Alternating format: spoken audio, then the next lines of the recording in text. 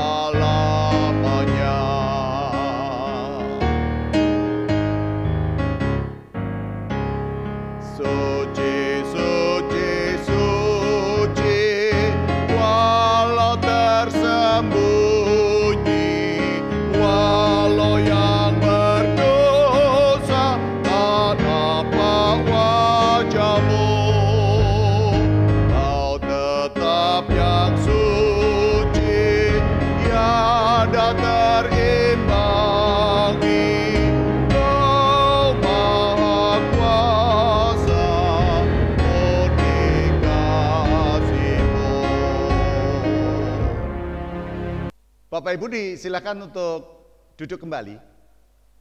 Mari kita masuk di dalam doa. Kita datang menghampiri hadirat Tuhan. Kita serahkan akan suasana kita pada saat ini. Hati, pikiran kita, dan tundukkan kepala. Kita berdoa. Bapa di dalam surga, kembali kami menghadap ke hadirat-Mu. Mengucap syukur untuk penyertaan yang kami rasakan hingga pada saat ini. Sepanjang perjalanan kehidupan kami, selalu kami rasakan Tuhan hadir, memberikan kekuatan, menghadirkan berkat, dan memberikan kami perlindungan.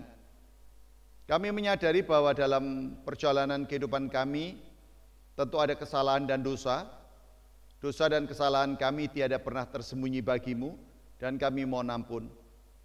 Sucikan kami ya Tuhan, layakkan kami untuk menghampiri tahta hadirat-Mu.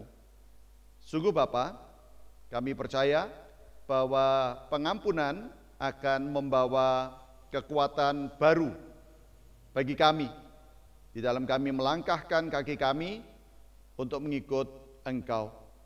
Kami serahkan semua doa pengharapan kami dalam tangan pengasihan Tuhan kami, Yesus Kristus. Haleluya. Amin. Mari kita bersama-sama memuji dan memuliakan nama Tuhan kembali. Kidung Jemaat nomor 3, kita akan pujikan pada baitnya yang kedua dan ketiga.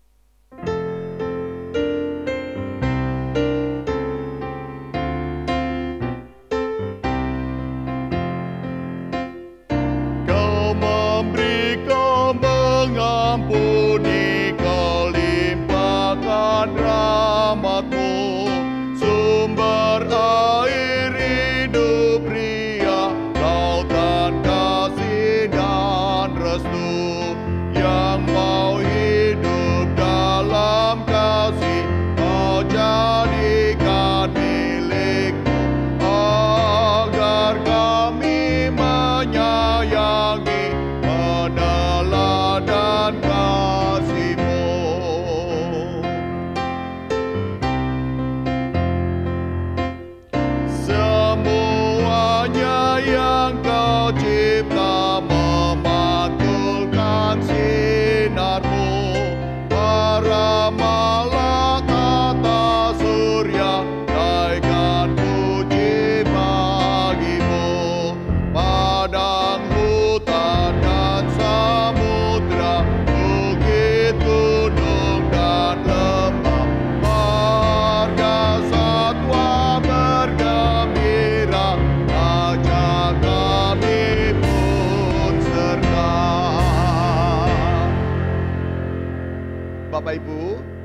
mari kita mempersiapkan diri untuk mendengarkan pembacaan Alkitab.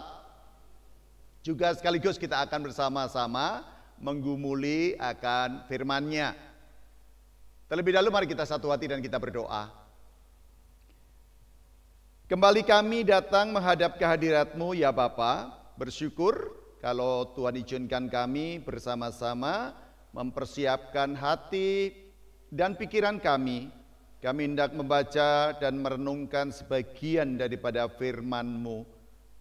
Ya Bapa, sapalah kami, nyatakan kehendak-Mu bagi kami, hamba-Mu yang Kau pakai untuk membawakan firman. Tuhan berikan roh hikmat dan akal budi, supaya setiap apa yang keluar dari lesannya, hanya kuasa-Mu dan kehendak-Mu yang hadir dan membersamai. Inilah Bapa kami dan setiap kami yang akan bersama-sama mendengarkan dan mengambil bagian di dalam menggumuli firman-Mu. Tuhan berikan roh hikmat supaya kami dimampukan untuk senantiasa dengar-dengaran dan memberlakukan firman-Mu dalam kehidupan setiap hari. Dalam nama Tuhan kami Yesus Kristus kami berdoa. Amin. Bapak, Ibu dan Saudara, monggo Bapak Ibu yang ada di rumah mempersiapkan untuk kita bersama membuka di dalam Injil Matius pada pasalnya yang ke-9. Monggo Bapak Ibu. Injil Matius pada pasalnya yang ke-9. Saya akan mengajak panjenengan, kalau panjenengan di rumah sudah membawa Alkitab, ayo dibaca bersama-sama nggih di waos panjenengan yang ada di rumah. Kita akan membaca ayatnya yang ke-18 sampai 26. Namun siap? Baik, monggo yuk kita baca. Kita mulai ayatnya yang ke-18. Yang demikian kesaksian firman-Nya. Sementara Yesus berbicara demikian kepada mereka, datanglah seorang kepala rumah ibadat,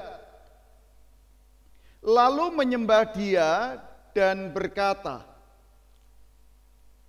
"Anakku perempuan baru saja meninggal, tetapi datanglah dan letakkanlah tanganmu atasnya, maka ia akan hidup." Lalu Yesus pun bangunlah dan mengikuti orang itu bersama-sama dengan murid-muridnya. Pada waktu itu seorang perempuan yang sudah 12 tahun lamanya menderita pendarahan maju mendekati Yesus dari belakang dan menjamah jubahnya. Karena katanya dalam hatinya, asalku jamah saja jubahnya, aku akan sembuh. Tetapi Yesus berpaling dan memandang dia serta berkata, "Teguhkanlah hatimu, hai anakku, imanmu telah menyelamatkan engkau." Maka sejak saat itu sembuhlah perempuan itu. Ketika Yesus tiba di rumah kepala rumah ibadat itu dan melihat peniup-peniup seruling dan orang banyak ribut, berkatalah ia, "Pergilah, karena anak ini tidak mati, tetapi tidur." Tetapi mereka menertawakan dia. Setelah orang banyak itu diusir, Yesus masuk dan memegang tangan anak itu, lalu bangkitlah anak itu. Maka tersiarlah kabar tentang hal itu ke seluruh daerah itu. Demikian pembacaan Alkitab. Yang berbahagia adalah setiap kita yang selalu setia untuk mendengarkan, merenungkan, serta memberlakukan firman Tuhan di dalam kehidupan setiap hari. Amin. Saudara-saudariku yang dikasihi Bapak Ibu, Yangkung, Yang Uti, anak-anakku semuanya, sungguh luar biasa. Pada saat ini mari kita bersama-sama menggumuli firman Tuhan yang tadi sudah kita baca bersama di dalam Injil Matius pada pasal 9 ayat 18 sampai 26. Saya memberikan judul pada saat ini, asalku jamah saja. Ya, tidak saya lanjutkan.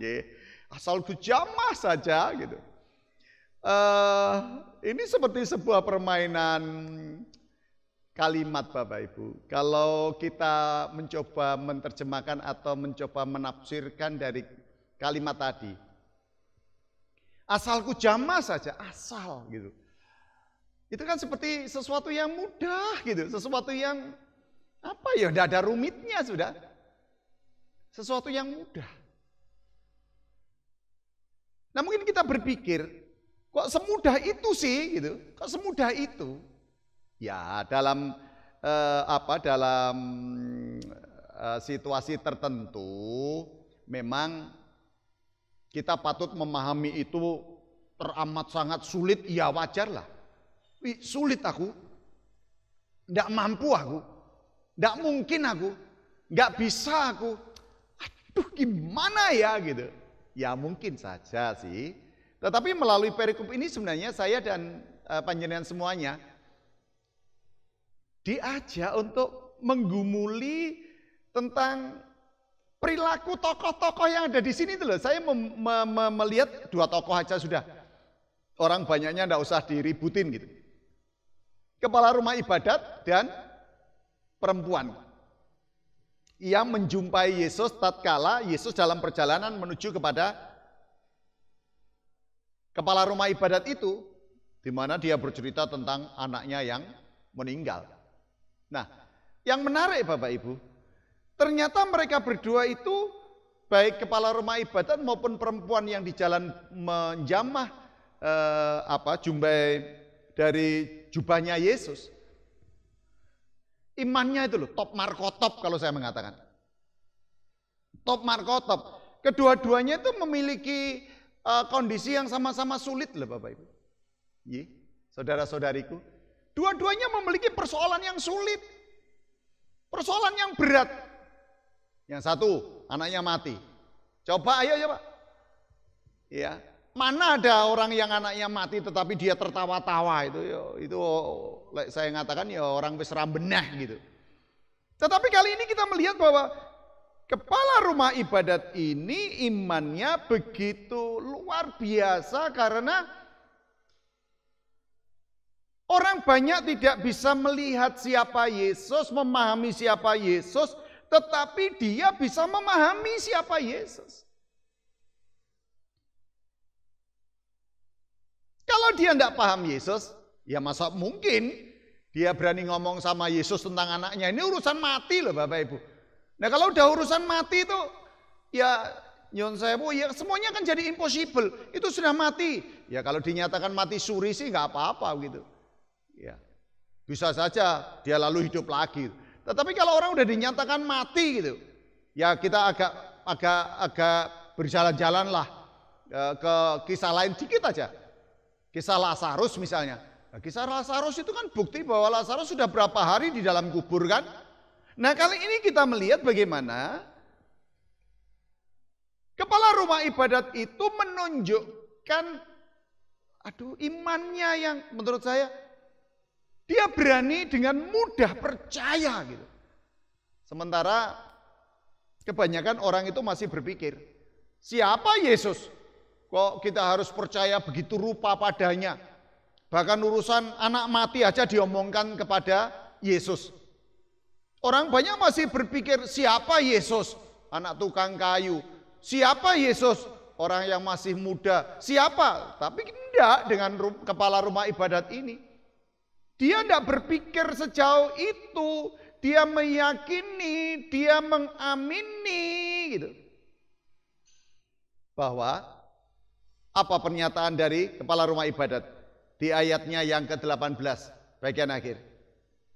Tetapi datanglah dan letakkanlah tanganmu atasnya, maka ia akan hidup. Aduh Bapak Ibu, percaya sing kaya ngene iki lho angel. Yon sewu gitu. Ya, beriman dengan cara yang sederhana, menurut saya sederhana sekali. Wong percaya itu tidak butuh bondo kok, tidak butuh harta kok. Percaya itu tidak butuh kapinteran kok. Mau kita ngomong hartanya banyak, mau kita ngomong kepinterannya, kepandaiannya banyak, tetapi di hadapan Tuhan itu semua apa artinya, gitu loh. Yang Tuhan lihat kan imanmu, yang Tuhan lihat apa yang kau amini, apa yang kau percaya. Makanya kepala rumah ibadat itu benar-benar menunjukkan ya kualitas imannya yang luar biasa. Orang banyak tidak berpikir, tapi dia sudah berpikir sampai pada hal yang sangat saya pikir spektakuler sekali. Letakkanlah tanganmu atasnya, maka ia akan hidup. Ya, itu toh. Kok mudah? Iya. Justru kadang-kadang perilaku dalam cara bergaul dari kepala rumah ibadat itu dengan Yesus, saya yakin kok kepala rumah ibadat ini tidak bergaul dalam tempo yang lama dengan Yesus, tetapi keyakinannya dia bahwa Yesus mampu itu loh Bapak Ibu. Yesus bisa, Yesus sanggup membuat dia enak ngomong. Loh, wong nek kadung percaya itu kan enak toh. Enak ngomongnya. Datanglah, letakkan tanganmu atasnya saja pasti dia akan sembuh. Ya, dia akan hidup, dikatakan di situ. Ya memang betul. Yang kedua, iman dari perempuan yang mengalami pendarahan. Ya, di ayatnya yang ke-20, ayatnya yang ke-19 saya lalui karena ayat 19 kan menunjukkan Yesus merespon, Yesus bangun mengikuti orang itu bersama dengan murid-muridnya. Tapi ayat 20, ada iman yang lebih lagi gitu. Percayanya sama Yesus lebih lagi. Yang akhirnya itu akan menjadi sebuah inspirasi sih bagi saya dan panjenengan bahwa orang beriman itu loh kok repot banget. Enggak, orang beriman itu loh enggak repot. Ya. Ayat 20 saya baca. Pada waktu itu seorang perempuan yang sudah 12 tahun lamanya menderita pendarahan maju mendekati Yesus. Berapa tahun ini menderita pendarahan? 12 tahun. Coba. 12 tahun lamanya menderita pendarahan, maju mendekati Yesus dari belakang. Dari belakang. Ya. Dari belakang. Dan menjamah jubahnya. Nah, dari belakang itu kan ada dua kemungkinan. Kemungkinan pertama karena dia malu, ya, karena dia mengalami sakit pendarahan dan tentu dia tidak mudah akan berinteraksi dengan orang karena perasaan malunya tadi. Ya, merasa dirinya, wah aku tidak layak, aku kotor gitu. Ya tentu dia di hadapan orang-orang Yahudi dianggap perempuan yang kotor karena dia masih mengalami pendarahan apalagi 12 tahun, Bapak.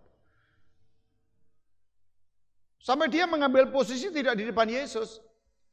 Sampai dia menganggap, saya pasti menganggap tidak layak untuk Yesus tolong gitu. Beda dengan kepala rumah ibadat tadi. Ya mungkin karena kedudukan Bapak Ibu kepala rumah ibadat kan. Dia punya karisma, dia punya power sehingga dia enak ngomong sama Yesus. Tapi perempuan ini, wow lebih ekstrim lagi imannya. Gitu. Lebih ekstrim lagi. Dia menemui Yesus dari belakang, dia memegang, bukan minta izin, tapi memegang jubah Yesus. Dua orang yang di dalam strata sosialnya mungkin orang menganggap sangat berbeda. Wong satu kepala rumah ibadat, satunya Perempuan ya, apalagi perempuan yang mengalami pendarahan. Namun, Bapak Ibu, dua orang ini memiliki ekspresi iman, dua orang ini memiliki keberaniannya untuk percaya. Bagi saya sama-sama ekstrim. Kenapa saya katakan ekstrim? Ya karena memang perempuan ini justru lebih asik lagi. Dia ngomong apa? Asal itu kan dia wis gak mikir akeh wis.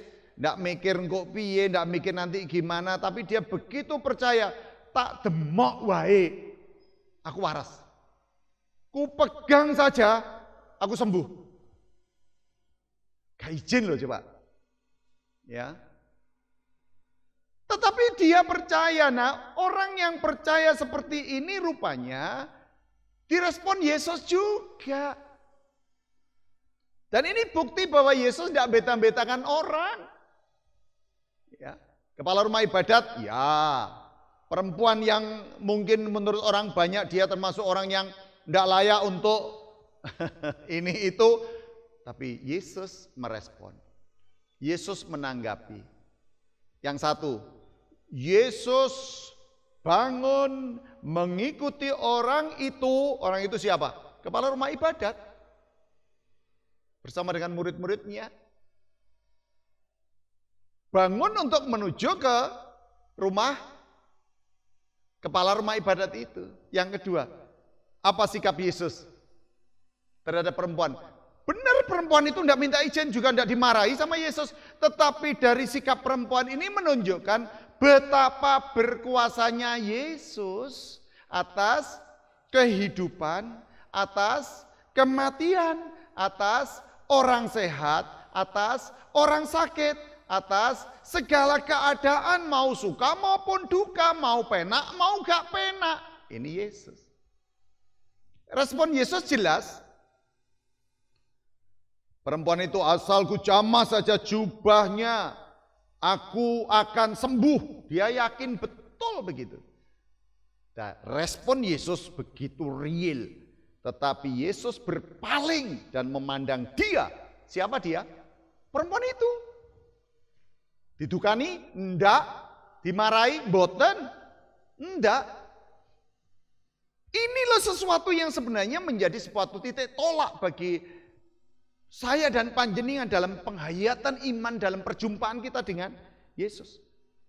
Perempuan ini enggak banyak ngomong, perempuan ini enggak banyak tanya, perempuan ini kalimatnya aja bagi saya ini sudah menarik. Asal ku jamah, asal coba. Ya.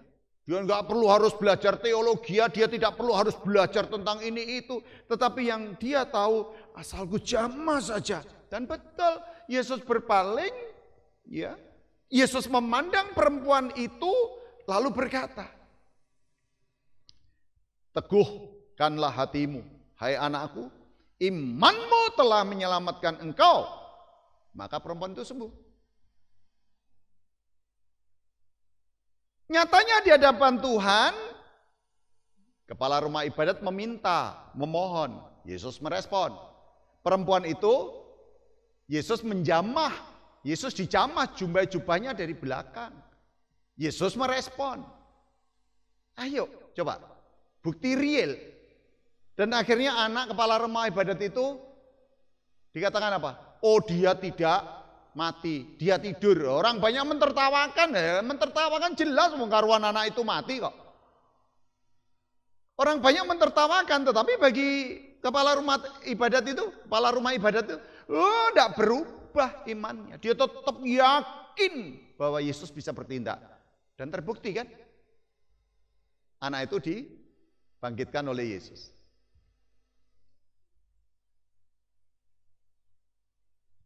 Kalau panjenengan dan saya belajar kepada kepala rumah ibadat, belajar pada perempuan ini dua sosok yang berbeda. Tetapi ingat,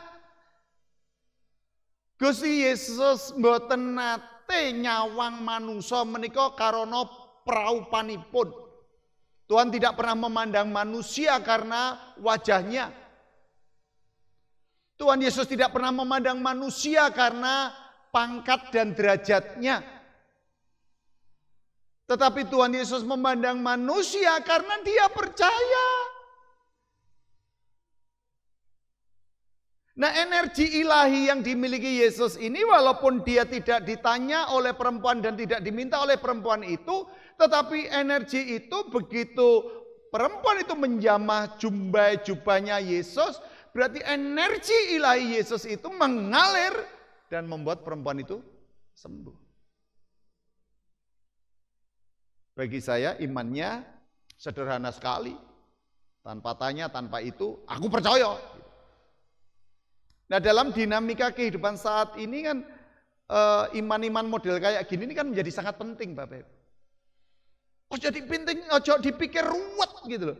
Beriman kepada Yesus itu iman yang sangat simpel, iman yang sangat sederhana sekali. Dan iman yang sangat sederhana ini akan menghadirkan apa? Kuasa.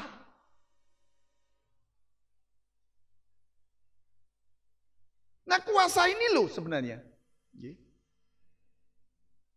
yang benar-benar bisa menunjukkan siapa Yesus. Dari sini kelihatan sekali siapa Yesus, keilahian Yesus. Dia bangkitkan orang mati. Dia punya kuasa itu. Jubahnya mengalirkan energi surgawi dan membuat perempuan itu sembuh. Kalau segenap keberadaan Yesus itu menghadirkan kuasa keilahian, kuasa kasih surgawi yang mengalir di dalam diri Yesus untuk dibagikan kepada umat manusia, itu tidak hanya terjadi pada zaman lampau saja, Bapak Ibu. Tidak hanya terjadi pada zamannya Yesus saja. Tetapi zaman Yesus ketika dia sudah ada di surga, saya percaya, saya yakin bahwa itu tidak pernah berubah, tidak pernah. Banyak peristiwa-peristiwa ajaib yang tanpa kita sadari, di situ Tuhan campur tangan. Hanya kadang-kadang ketika kita menghadapi ujian, lalu jawaban atas doa kita ini tertunda gitu, kita udah pikirannya macam-macam. Bukan imannya yang kita kedepankan, tetapi akal pikirnya yang dikedepankan. Kok bisa ya? Kok enggak dijawab-jawab sama Tuhan ya? Boleh saya kalau maaf saya tak ngomong secara ekstrim. Ekstrim sekali. Kalau Tuhan menjawab, nah itu kan wewenang Tuhan. Toh. Kalau Tuhan belum menjawab, itu kan wewenangnya Tuhan. Toh. Bahkan kalau Tuhan tidak menjawab, ayo. Kembali wewenangnya Tuhan, bukan wewenang saya, bukan wewenang panjenengan. Nah, kalau kita percaya bahwa wewenang Tuhan itu ada atas hidupku, atas hidupmu, yuk ayo kita belajar punya iman seperti perempuan tadi. Ya toh? Dia tidak pernah berakrab mesra dengan Yesus kok. Tetapi dia punya keyakinan yang begitu kuat kepada Yesus. Asalku jamah saja. Wes, sekarang masalahmu apa? Pergumulanmu apa? Berat? Ya. Bebanmu apa? Kalau Tuhan Yesus punya kuasa atas hidupmu, atas matimu, atas keadaan baikmu, atas keadaan burukmu, tugas kita adalah belajar beriman seperti perempuan tadi. Sudah. Loh, apa berarti kalau sudah saya berdoa saya diam? Lagi mboten lah enak engko. Ya namanya kita sudah berdoa, kita sudah meminta, kita sudah memohon, kita sudah berkomunikasi.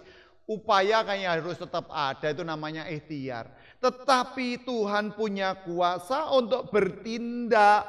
Makanya mari kita terus belajar mengimani akan campur tangan Tuhan. Gusti ndak pilih kasih loh Bapak Ibu. Sama panjenengan ndak akan pilih kasih. Semua panjenengan diberkati, semua panjenengan dikasihi kok. Sudahlah. Bahkan perempuan berdosa saja dikasihi. Apalagi panjenengan. Bahwa kadang kita masih harus menunggu menanti. Ayolah Bapak Ibu, come on, ayolah.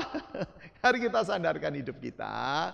Dan kehidupan ini kan tidak akan berhenti. Kita akan hadapi, kita akan lalui. Ya. Kadang jawaban segera datang, kadang jawaban tertunda, kadang tidak dijawab. Itu hal yang biasa, bagian daripada situasi hidup. Tetapi tugas saya dan panjenengan cuma percaya. Lah percaya sing kaya ngopo? Lah kalau panjenengan mau percaya kayak kepala rumah ibadat, itu juga ekstrim Bapak Ibu. Ya. Kenapa? Karena dia keyakinannya asal tanganmu kau letakkan atasnya, atas siapa? Atas anaknya dia yang mati itu. Pasti dia akan hidup. Nah sudah satu. Perempuan, asal ku jamah saja. Semuanya jadi asal gitu. Ya. Ya. Asal letakkan sama asal ku jamah saja. Kok mudah? Iya memang hidup beriman itu mengajarkan kita untuk memandang keadaan bukan ngentengke, bukan gampangke, tetapi kita percaya bahwa sulit bagiku, mudah bagi Tuhan. Lah belajar percaya ini loh yang perlu proses. Prosesnya kapan? Lah ya sepanjang hidup kita no. Amin. Bapak Ibu dan Saudara, kita sudah bersama menggumuli firman Tuhan pada saat ini. Mari kita bersama memuji. Dengan kita memuji Kidung Jemaat 362. Kita pujikan bait 1, 3 dan ke-4. Sambil kita menyatakan syukur melalui persembahan kita. Aku milikmu, Yesus, Tuhanku.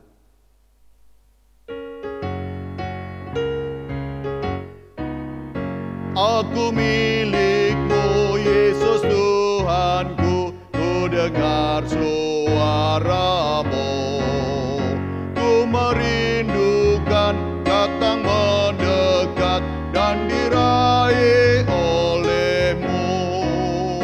Raih daku dan dekatkanlah pada kaki salibmu.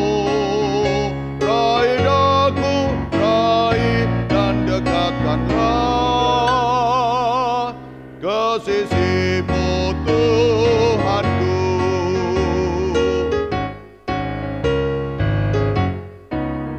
Sungguh indahnya walau sejenak besertamu Allahku.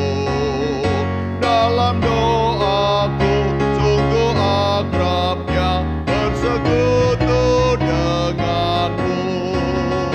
Raih daku dan dekatkanlah pada kaki salibmu. Raih daku, raih dan dekatkanlah ke sisimu Tuhanku.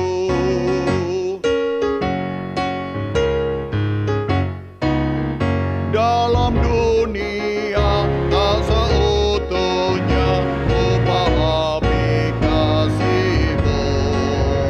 Sukacita pun barulah lengkap bila ku di rumah-Mu. Raih daku dan dekatkanlah pada kaki salibmu. Raih daku, raih dan dekatkanlah ke sisimu Tuhanku. Mari kita bersama-sama masuk di dalam syafaat kita. Kita berdoa. Kembali kami menghadap kehadirat-Mu seraya mengucap syukur ya Bapa, karena pada saat ini bersama dengan keluarga kami masing-masing, kami boleh bersama membangun peribadahan. Kami percaya bahwa setiap apa yang boleh kami rasakan melalui perjalanan kehidupan kami, kasih setia-Mu selalu hadir dan membersamai kami. Kami telah mendengarkan firman, kami telah menyatakan syukur melalui persembahan.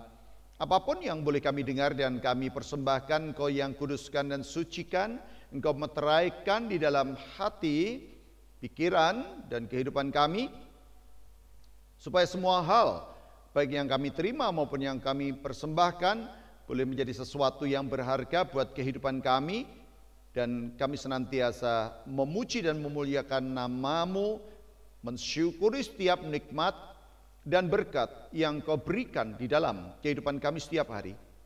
Bapa di dalam surga, tantangan, rintangan dalam perjalanan kehidupan kami tentu tidak akan berhenti.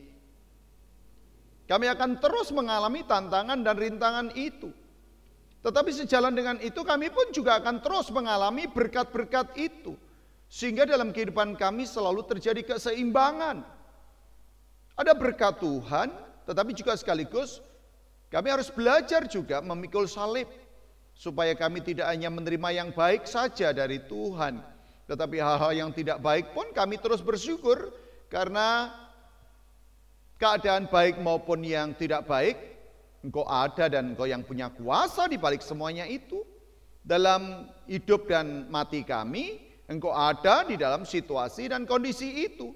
Di tengah kemudahan dan kesulitan, Engkau ada di dalam situasi itu Tuhan. Sehingga ajarkan kami mampu untuk belajar memiliki iman seperti kepala rumah ibadat dan juga perempuan yang mengalami pendarahan itu. Mereka begitu yakin, mereka begitu percaya bahwa hal yang teramat sangat sulit, tetapi secara iman mereka mampu menemukannya, bahwa mereka percaya asal jamah jubah maka sembuhlah. Dan benar-benar ini menjadi sesuatu yang berharga untuk kami syukuri, bahwa bagi kami sesuatu yang sulit, bagi kami sesuatu yang menakutkan, mencemaskan. Tetapi bagi Tuhan tidak ada sesuatu pun yang sulit, maka ajarkan kami terus percaya kepadamu. Terima kasih ya Bapa, berkati langkah kami dalam membina kehidupan rumah tangga, berkati anak-anak, suami, istri, orang tua, kakung, uti, dan juga semua orang selalu dalam perlindungan dan naungan kasih-Mu. Bahkan mereka yang sudah Tuhan nyatakan sembuh dari COVID-19, maupun mereka yang tengah mengalami dan menerima situasi itu, kami memohon Kau yang campur tangan dan memberkatinya, dan semua hal yang sedang dialami oleh warga jemaat, apapun wujud dan bentuk dari sakitnya, ya Tuhan dan Allah kami serahkan semua ini dalam tangan pengasihan-Mu. Jangan tinggalkan mereka, karena kami sangat membutuhkan kuasa-Mu hadir dan dinyatakan. Terima kasih ya Bapa, kami berdoa Tuhan, kalaupun toh kami berdoa untuk keberadaan dari COVID-19 ini, hingga saat ini justru ada peningkatan yang signifikan dari orang-orang yang mengalami wabah dan dinyatakan positif.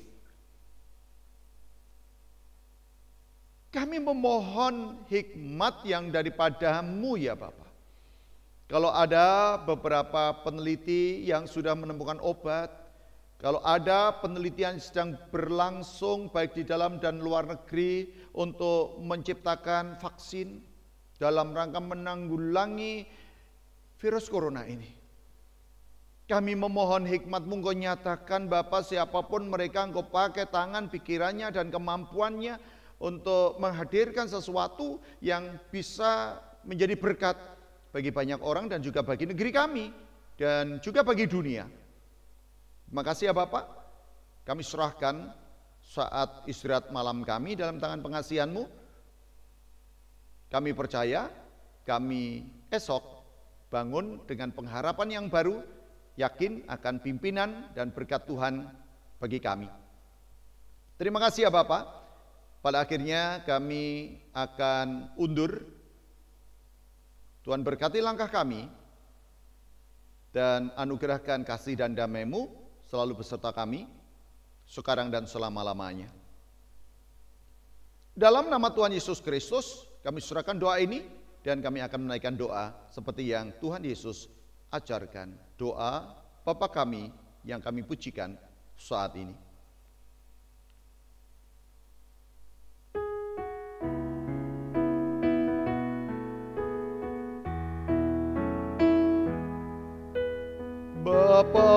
kami yang di surga, dikuduskanlah namamu, datanglah kerajaanmu, jadilah kehendakmu di bumi seperti yang di surga. Berikan kami hari ini makanan yang secukupnya. Ampuni kesalahan kami, seperti kami ampuni orang yang bersalah pada kami.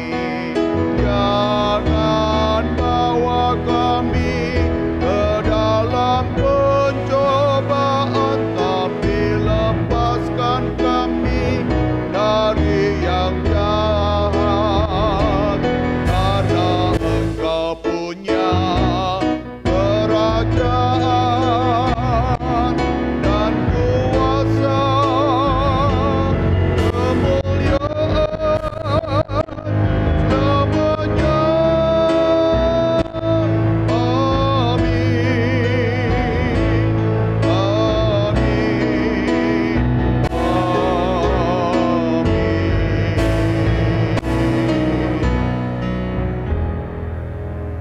Bapak, Ibu, dan saudara-saudariku, anak-anakku semuanya, yuk kita akhiri ibadah kita.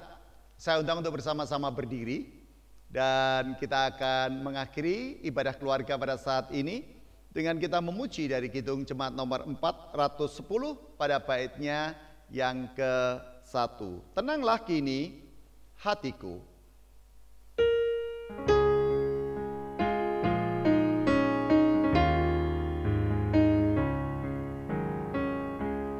Tenanglah kini hatiku, Tuhan memimpin langkahku. Di tiap saat dan kerja, tetap ku rasa tangannya. Tuhanlah yang membimbingku, tanganku dipegang teguh. Hatiku berserah penuh, tanganku dipegang teguh.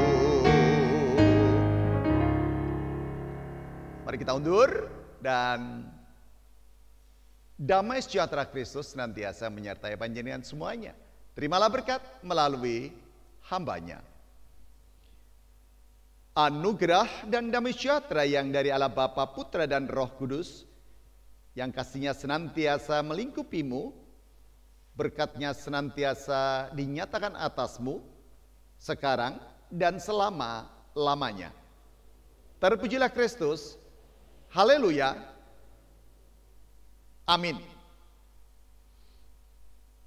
Bapak Ibu, baik, kita akan bersama-sama undur.